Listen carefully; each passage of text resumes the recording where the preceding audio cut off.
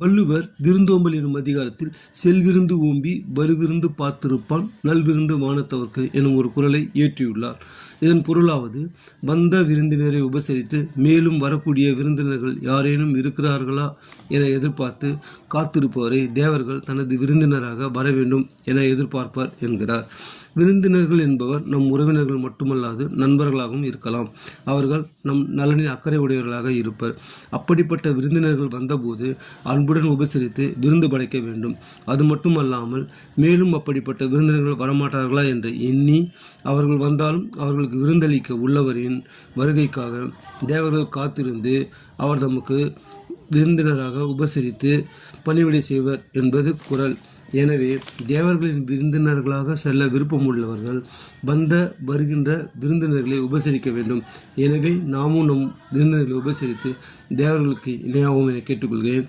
அன்புடன் சிவராமன். நன்றி, வணக்கம்.